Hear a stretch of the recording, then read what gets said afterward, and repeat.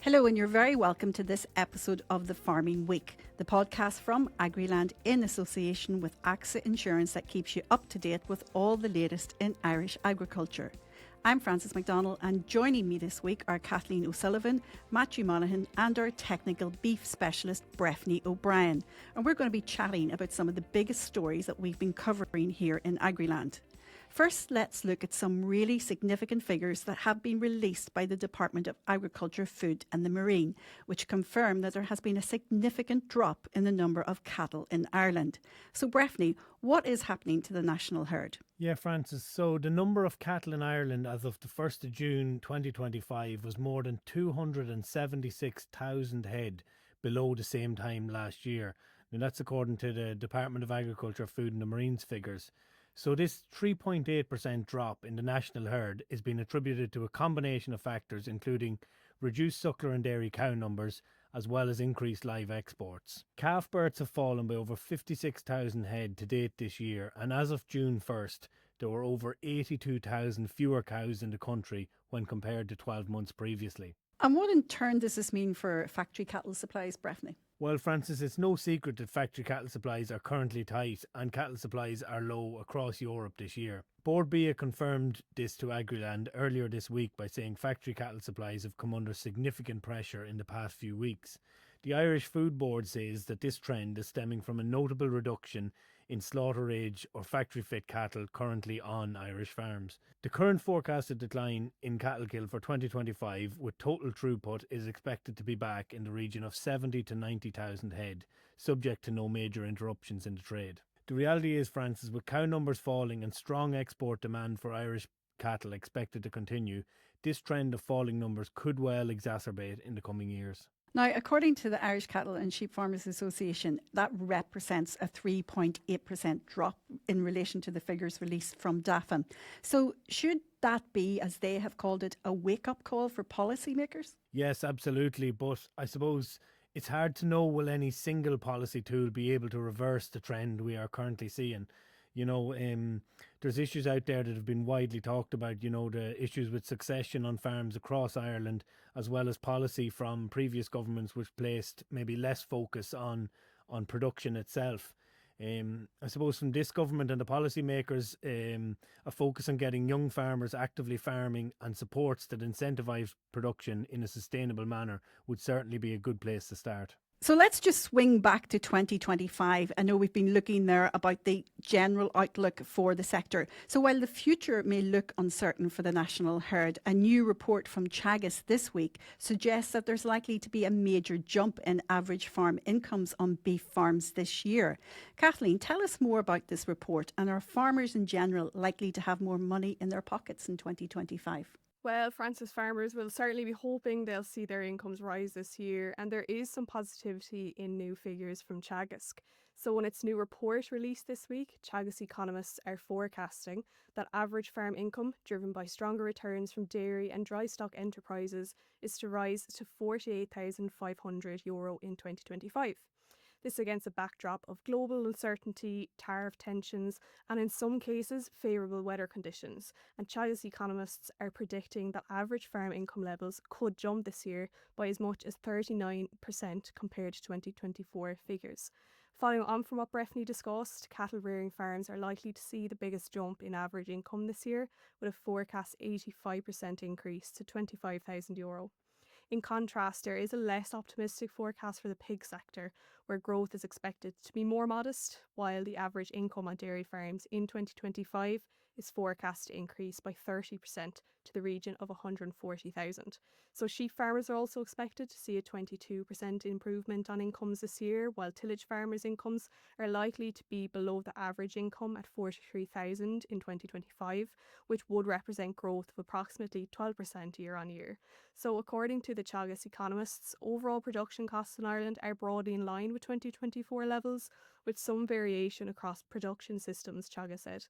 So agricultural input markets have been relatively stable in 2025 overall as well, according to GAEC. So there is certainly some optimism in those figures, which will hopefully be a boost for farmers this year. And of course, all of that does come with a health warning when we don't know really what's happening on the tariffs fronts. We have had the indication now between the US and the EU deal, but Who knows what President Trump might like to pull out of his pocket next. But we'll stick with the thorny subject of farm finances for a moment, because while these latest forecasts from Teagasc might be upbeat, Kathleen, you've also been looking this week at some of the key advice for farmers who might be considering their finance options at this time. Yeah, Francis. So I suppose especially as we progress into the second half of the year, farmers might be considering kind of what investments they can make on the farm and what their financing options might be. So Agriland published this week some advice from Teagasc reminding farmers that in addition to, I suppose, the elements to consider in relation to a farm loan itself, farmers should think of the 5 C's of credit that lenders will use in determining the loan merits. So these 5 C's are capital, capacity, collateral, conditions and character. And in applying for a loan, Teagasc Farm Management Union said some of the factors that lenders and borrowers must determine include the amount of income the farm business will generate, expected annual expenses, potential for variation of income and expenses, timing of debt and cash flow demands, and family living expenses. Teagasc has also outlined a number of poor repayment indicators to be aware of, which include poor track record with the bank, excessive fixed costs, high variable costs, poor efficiency, of course, poor financial planning, and too small a farm to generate adequate income. So Agriland contacted a number of lenders operating in Ireland for this story, and farmers can read on our website about the interest rates, approval times for farm loans, and more information that they should know. Yeah, and we always say every farm system is different and you should take advice that's based on your own particular farm system. Let's move away now to a subject which has been a consistent concern for farmers with carbon-rich peaty soils, and that is the Good Agriculture and Environmental Condition 2, GAEC 2 as it's commonly known. So Kathleen, what has been happening this week? Because we've had some developments in relation to that. So the Department of Agriculture this week has launched an appeals process for the GAEC 2. GAEC 2 is the conditionality standard of the Common Agricultural Policy related to the protection of peatlands and wetlands. It formally entered into force on May 1st, which means that any works carried out before that date don't come under the scope of the condition. Under the condition, the maintenance of an existing drain is permitted and replacement is acceptable. However, new drainage on never drained parcels of land will require planning permission or an exemption from the local authority, as is currently the case under national legislation. So the department previously confirmed to Agriland that it has contacted over 44,000 farmers in relation to the lands covered by GAEC 2. Farmers or their advisors can check if their land is covered by the condition through the AgFood online portal. Parcels with areas of 50% or more peat soil are determined as applicable to GAEC 2. So in relation to the appeals process announced this week, the department has outlined what is required to submit an appeal, and farm organisations have raised concerns with what is being required. Earlier in the week, the Irish Natura and Hill Farmers Association had questioned the inclusion of 2 of the appeal requirements: a signed declaration from the appellant that the parcels in question have never been drained and that they plan to carry out drainage works in 2025, and that evidence is needed that shows the appellant plans to carry out drainage work in 2025, such as a contractor, quotation, estimate of costs, etc. The association said it has written to the department indicating the need to remove both points, claiming they are not relevant. So the farm organisation said that those appealing are doing so because they believe the land has been incorrectly included under the GAEC 2 standard. But in the latest development, the Irish Farmers Association Rural Development Chair John Curran has said amendments have been made to the GAEC 2 application forms following concerns raised by IFA earlier this week. The IFA said it is now clear that all farmers have the opportunity to appeal the indicative GAEC 2 status of individual parcels. Soil samples, geotagged photos, and a planner's report are the core information requirements. John Curran said, ensuring all farmers are given the opportunity to appeal the GAEC 2 status of individual parcels is essential. He said the IFA has been getting calls from farmers since GAEC 2 maps were released, saying there is no way individual parcels were GAEC 2 land and that they now have a chance to appeal the inclusion of these parcels. Curran said the clarification also makes the need for signed declarations and proof of drainage works obsolete. He said these requirements should be removed from appeal application requirements. He also said there is no closing date for appeals, the IFA said in a statement on Thursday. And I just want to let you know that we do have an explainer on our website there about what is needed to submit a GAEC 2 appeal. So you can find that on our website and on our app if you want to get more information about it. And I just want to let you know about some breaking news which is happening as we're on our podcast. The Minister for Agriculture, Food and the Marine, Martin Hayden, has confirmed that avian influenza, that's bird flu, has been detected in a small backyard flock in County Donegal. The Minister has told Agriland that there are no trade implications for the Irish poultry industry in relation to this detection due to the very small size of the flock. But you can find out more about that story on our app and on our website. This week, the government has launched a new 4-week public consultation, and it's in relation to proposed changes to planning permission exemptions. Current planning exemptions have been in place for more than 20 years, but these proposed changes could make a big difference in rural areas. And joining us now to tell us more about that is Maitiú Monaghan. Yeah, so the government is examining what exactly is exempt from planning permission and assessing whether that is then fit for purpose.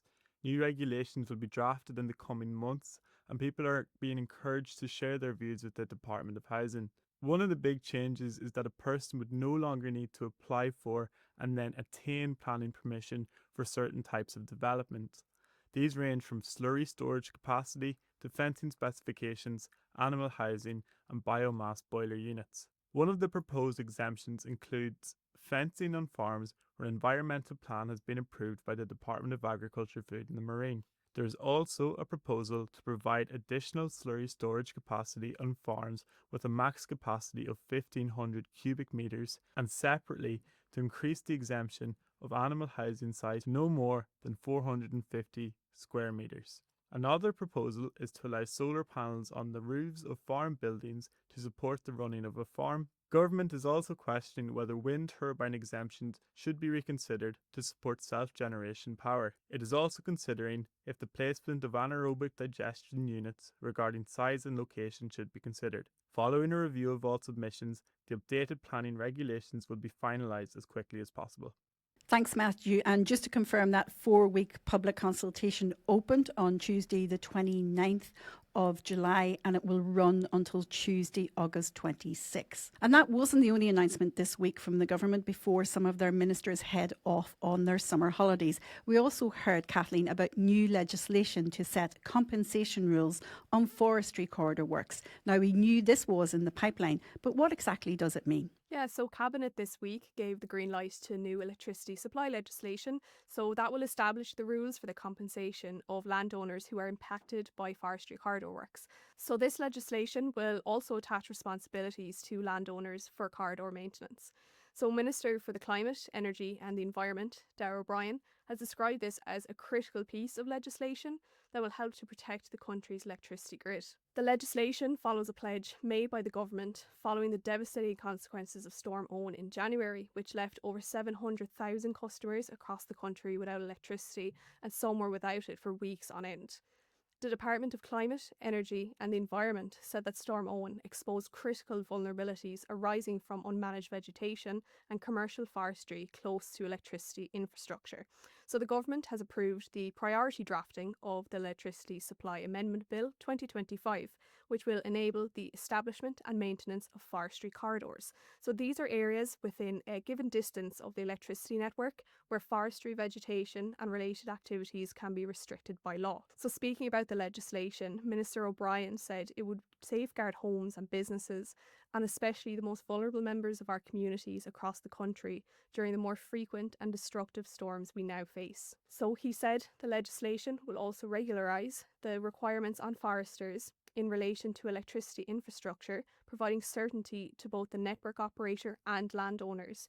And he noted the bill also provides principles for the compensation of affected landowners. So in drafting the bill, the department said it'll engage with the forestry industry as well as other departments, Coillte, the National Parks and Wildlife Service and other relevant stakeholders, the minister said. So we will have a lot more information to come on that, because it's just really what we've heard in the bill, and we'll be keeping you all posted when we get that. Now, if there's one thing we like here in Agriland, it is a fighter who is determined to beat the odds. And in this case, he may be bald, but he's bold. Tell us more, Kathleen. Yeah, this is a great story about a lovely little animal, Frances. So, a Louth farmer by the name of Andrew Matthews was shocked when one of his Dexter cattle gave birth to a rare bald calf with only 2 small tufts of hair where his horns should be. Matthews said that it is around 3 weeks since the bull calf was born, adding that he is doing brilliantly. So the farmer said that aside from not having hair, the calf was completely normal at birth, proving to be an easy calving. Matthews farms a herd of pedigree Dexters for breeding and beef. This is in itself is relatively rare, with the organisation Brave Herders estimating there's only approximately 3,000 head of Dexters in Ireland. So according to Matthews, the calf was not born premature and is only slightly smaller to the rest of the herd, with mature Dexters only standing at about 1 metre in height. He said that the calf stood and drank from the mother promptly, and the farmer explained as well that the calf was kept inside for the first week under a heat lamp, but since weaning off that, the calf is now living its best life outside. So the farmer explained how he brought the mother and calf back into the shed each night for the calf's first 2 or 3 weeks, as well as keeping it in by day during the extreme heat 2 weeks ago. So Matthew said the calf wears a jacket around the clock and will realistically be in one for the rest of his life. So this is the mother's 4th calf, actually, highlighting how her offspring has never had any abnormalities up until now. So Matthew said that the calf was given vitamin injections and tested clear for BBD. He said that he's applying cream to the calf's legs to prevent them from getting sore or cracking. And at the time of publication, the calf still had no name. However, Matthews joked about calling him Fluffy or Streaker. So if you haven't already, definitely check out the story on Agriland, where you can see a picture of the calf too in his jacket. Oh, it is a really lovely story, and we are wishing that calf all the best here. Now, thanks for listening to this episode of the Farming Week. And before you go, let me tell you about 2 other podcasts that you might be interested in catching up with this week. The Dairy Trail, which takes listeners inside the yard of dairy farms, is chatting to a Limerick farmer who is robot milking 75 cows while breeding for capacity and solids. And there's a brand new podcast, which is part of the Farm Safe, Farm Well series, produced by Agriland Media in conjunction with AXA Insurance and funded by DAFM. With the summer holidays in full swing, the podcast looks at why it is more important than ever to ensure that children are kept safe while on the farm. And that's it for this episode. My thanks to Breifne, Kathleen and Maitiú for joining me. And please don't forget to rate, review and follow the Farming Week on Spotify, Apple Podcasts or wherever you get your podcasts. We hope you have a really good week ahead.